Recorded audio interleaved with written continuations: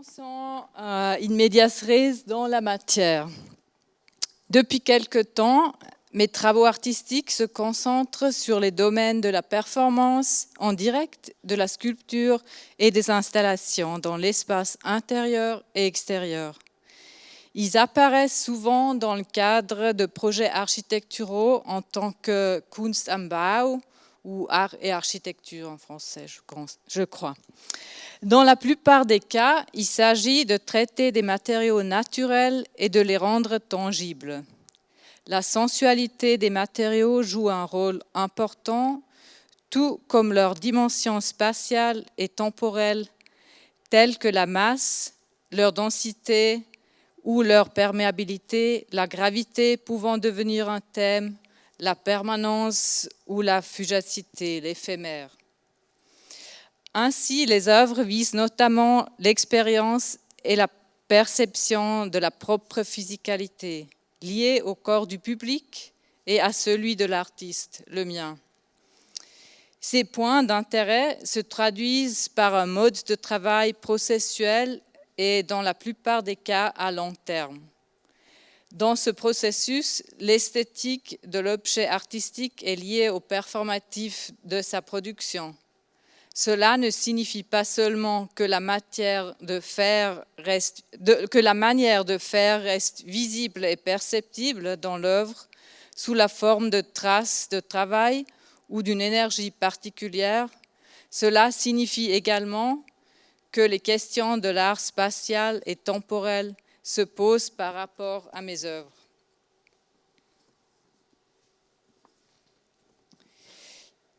Ici, non, c'est juste, merci. Ça, c'est une œuvre avec le titre Dream, wie tief ist die Zeit? Quelle est la profondeur du temps? C'est le titre de cette œuvre de 2018 que je souhaite mettre en avant dans le contexte de béton et architecture. Il s'agit d'une intervention dans la nouvelle université des sciences appliquées de la Suisse du Nord-Ouest, construite par Pool Architectes de Zurich sur le campus de Muttenz, près de Bâle. C'est la performance la plus longue que j'ai faite. J'ai travaillé sur cette pièce pendant 4 ans, au total dans 2 ans à plein temps, et j'ai également vécu sur le chantier pendant 1 année.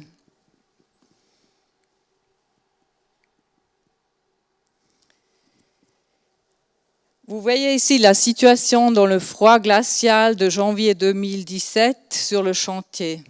Ici, notre échafaudage vient d'être monté et le silo qui semble si petit dans cet atrium vaste, c'est mon béton. Les éléments de coffrage métallique que j'ai utilisés mesuraient 2,40 m x 60 cm. Ils seront glissés vers le haut. Comparé au béton apparent, celui-ci n'est pas très joli, mais il a été précédé de nombreuses recherches. J'ai testé avec Sika, Holcim, avec Fixit, avec Weberton, avec Andy Kehl de Dade Design, et je savais exactement comment mon béton devait réagir et à quoi il devait ressembler. Il devait être clair et d'une tonalité froide, en contraste avec le béton de la région du Jura, qui a été utilisé pour les escaliers autour. La granulométrie devrait être la plus fine possible, c'est-à-dire 0,4, de manière à obtenir un vrai béton stable, mais presque sans structure, afin de ne pas concurrencer les matériaux coulés. Il devait être autocompactant, sinon mes compositions, qui étaient aussi précises que possible, se seraient totalement dissipées en vibrant. La finesse d'un béton 0,4 et la fluidité du béton autocompactant étaient toutes deux nécessaires pour que mon béton s'écoule dans tous les pores, même entre les lamelles des pommes de pin. Et puis, il fallait qu'il soit pompable jusqu'à la hauteur où je travaillais. Mais ce mélange spécifique n'existait dans aucun laboratoire de béton dans les entreprises mentionnées. La conclusion de cette recherche a été pour moi, une fois de plus, la complexité absolument passionnante de cette matière grise. Finalement, j'ai pu convaincre du projet le chef de division de Weber Saint-Gobain et ils ont testé mon mélange idéal et l'ont établi dans leur gamme. Ça, c'est une vidéo, la prochaine.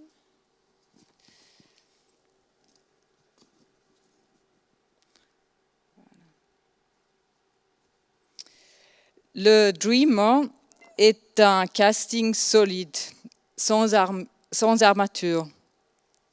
Les forces sont dissipées dans le béton et le plancher du premier sous-sol a dû être renforcé pour supporter le poids de plus de 100 tonnes. Mais en soi, malgré les matériaux plus souples comme le bois, la sculpture est aussi stable qu'une montagne aux couches naturelles. Fixés aux éléments de coffrage, vous voyez les armatures, ce sont les seules dans la sculpture. Celles-ci ont soutenu ma méthode de construction et ont servi plus tard à descendre les pièces coupées, les cuts avec une grue sans qu'elles se cassent.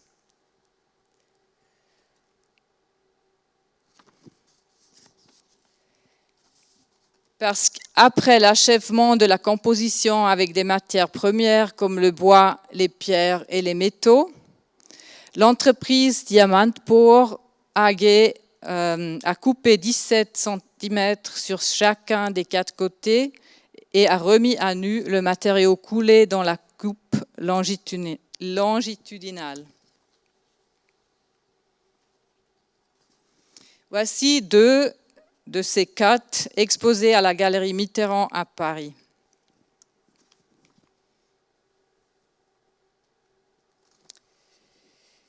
Et sur place à Muttenz, la sculpture sans squelette, pour ainsi dire, et sans la peau qui la soutient.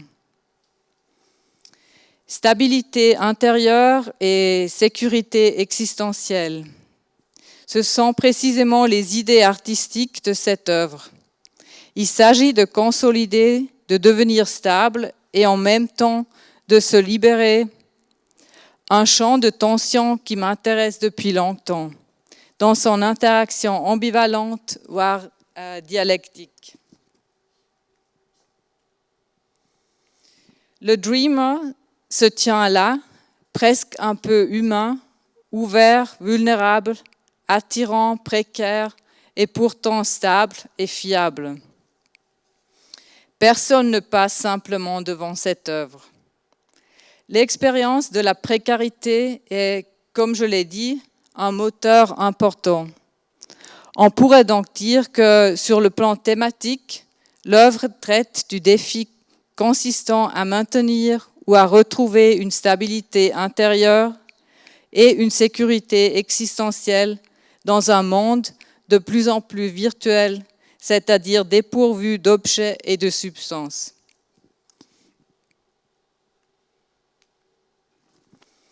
L'expérience de la précarité, voilà. Dans l'espace, la stabilité de ce conglomérat est clairement perceptible comme une force esthétique, donnée ici par ses propriétés de profondeur et de temporalité. La profondeur, parce que nous avons devant nous une section presque archéologique, la temporalité, parce que nous pouvons, en tant que spectateurs, nous immerger dans le conglomérat et ensuite dans les micro-niveaux des matériaux individuels, pour ainsi dire. Par leur structure interne, ils ne révèlent pas seulement leur âge. Dans la répétition, nous n'expérimentons rien de moins que la profondeur du temps. La cohésion fascinante d'un conglomérat apparaît clairement à travers l'autre thème qui m'occupe depuis des années, intérieur-extérieur.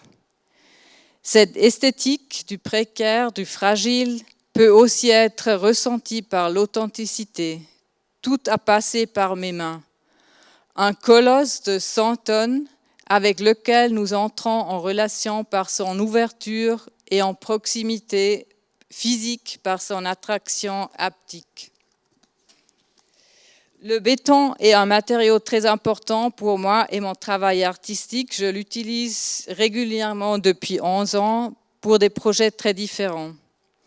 Mais ce qui m'intéresse toujours, c'est la sensibilité, le toucher.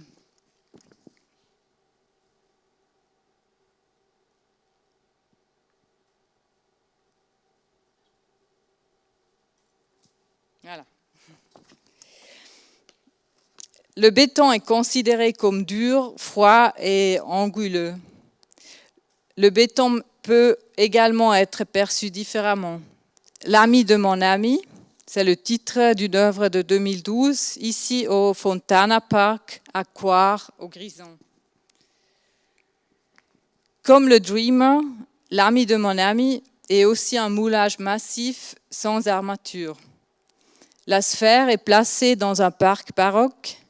La seule différence avec une sculpture baroque est la performativité de mon intervention. La sphère a un diamètre de 1,30 m. Elle est si lourde qu'il est impossible de la déplacer.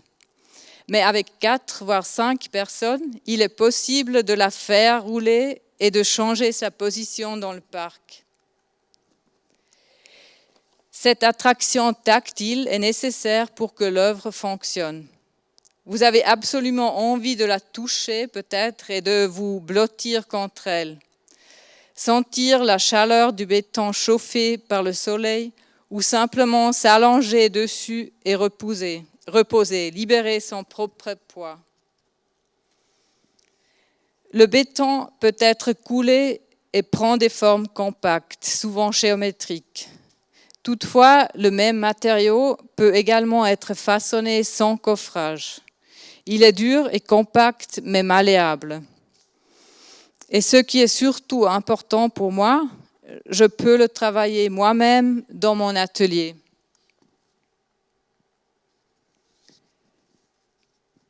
C'est un matériau qui, comme nous l'avons vu avec l'ami de mon ami et le Dreamer, il peut devenir étonnamment physique.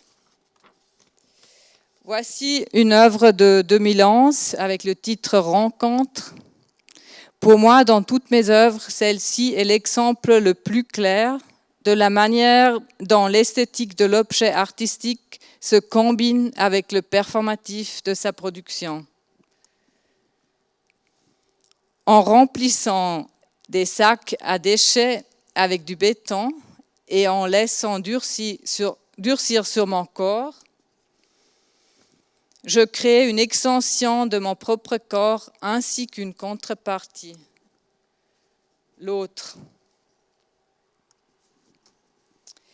Mit angewinkelten Beinen ou les jambes pliées, une autre œuvre concrète de 2012.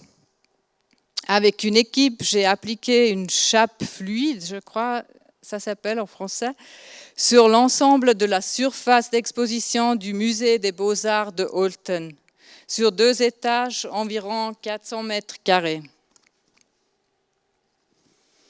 Comme vous l'avez déjà vu au début dans la séquence vidéo, il s'agissait d'un processus très physique.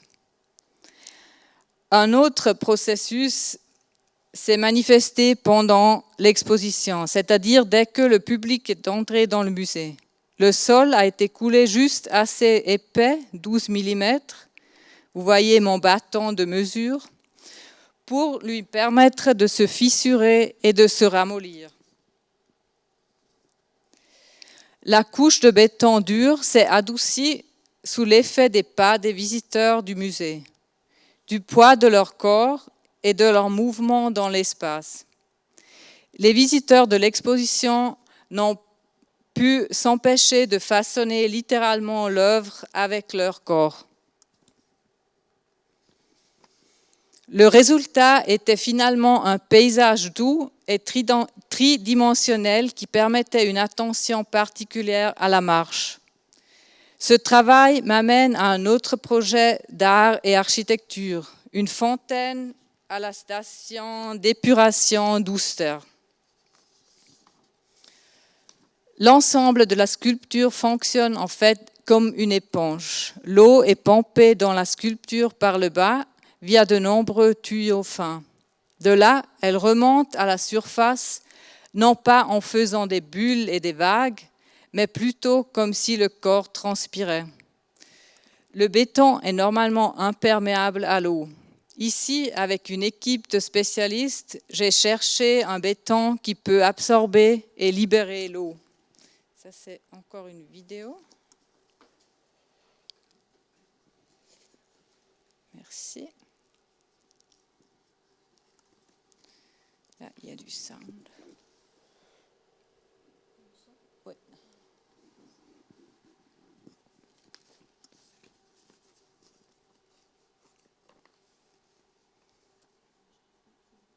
Ben, c'est pas grave.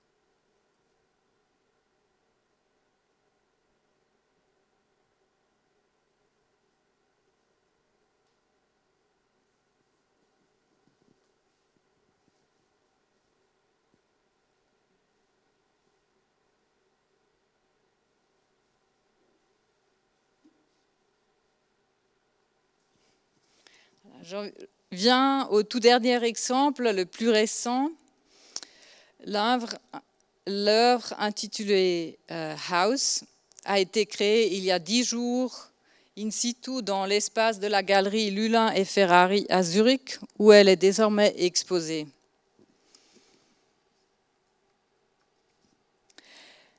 Comme artiste, je veux pousser le béton à ses limites et l'explorer.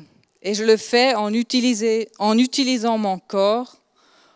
En d'autres termes, la relation entre l'interprète et le matériau est toujours réciproque. Je ne me contente pas de tester les lois du matériau avec mon corps comme instrument. Je dois aussi être prête à laisser le matériau agir jusqu'aux limites de mes possibilités physiques. Voici cette nouvelle œuvre à la galerie. Donc, si vous avez le temps et si vous êtes à Zurich, passez à la galerie Lulin et Ferrari, à la Limmatstraße, c'est près du Löwenbräu ou du viaduc que peut-être vous connaissez. Merci beaucoup pour votre attention.